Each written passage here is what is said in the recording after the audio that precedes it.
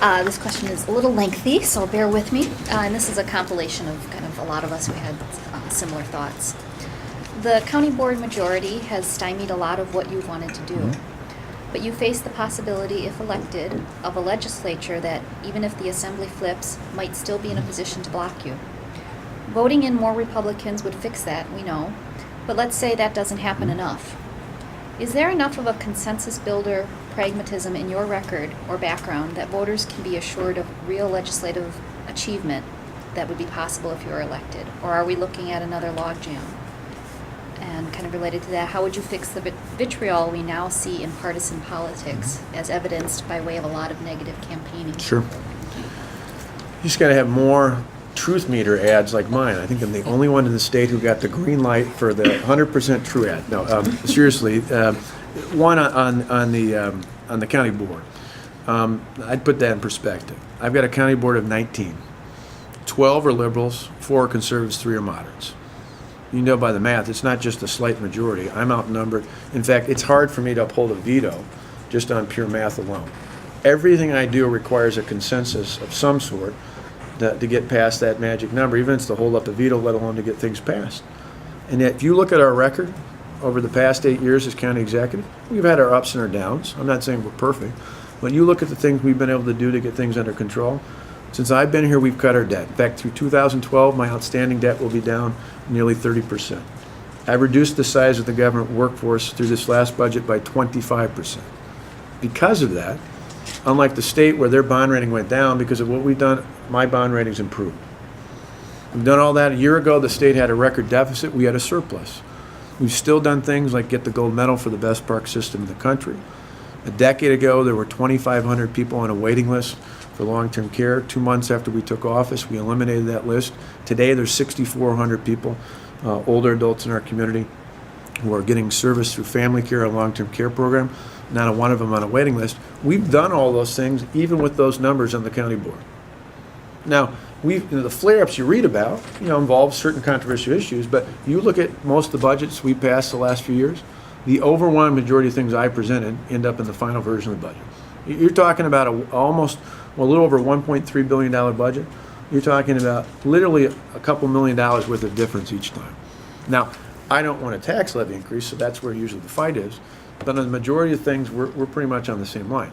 Having said that, even if the legislature stays exactly as it is today, I'm convinced we can get things done. I know it because I used to serve there. One of the great things I told the chairman, Chairman Holloway and I, oddly enough, get along pretty well, even though our politics are very different. One, I always kid him. I say if he's going to stab me, he stabs me in the chest and not in the back. So I know when to duck.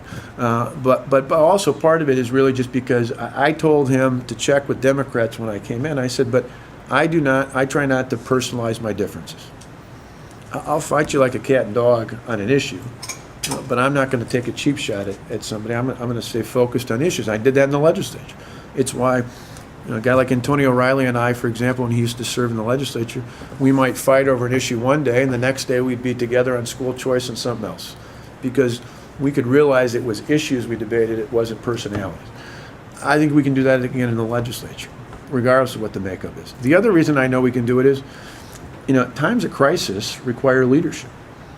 And I believe it's part of why one of the plans I've laid on the table is not to wait for the budget, not for 6 months or a year down the road, but literally, the first day I'm in office, I'll declare an economic emergency in the state. I'll call the legislature into a special session, and I'll have them take up a series of things specifically targeted not only for jobs, but for small businesses.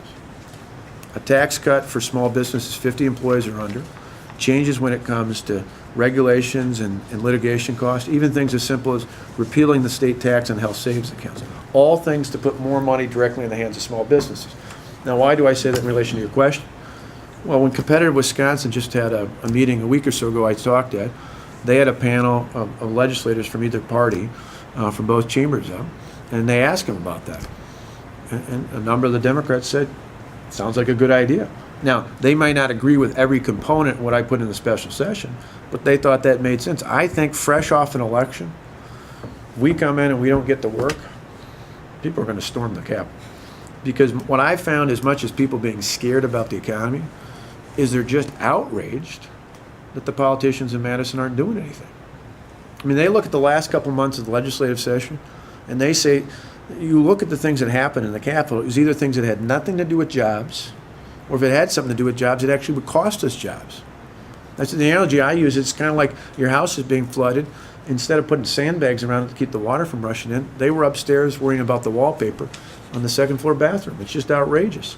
So I think it's one of those where if you bring an agenda, and we'll include November 3rd, you know, I mentioned this the other day. In fact, I may have spoken out of sorts a little bit, but Tim Cullen, for example, Lee, you were there, you reported it, competitive Wisconsin. I said I used to work with Tim Cullen. He actually, I grew up in the area where Tim Cullen was the state senator. He left for a while. He's coming back in. He worked as a Democrat, was a majority leader, worked in Tommy Thompson's administration. I worked with him when he worked with Steve Babich and others at Blue Cross Blue Shield. He's a guy, if he's in the state senate, I could easily work with him again. Those are the sorts of people that I think just want to get things done.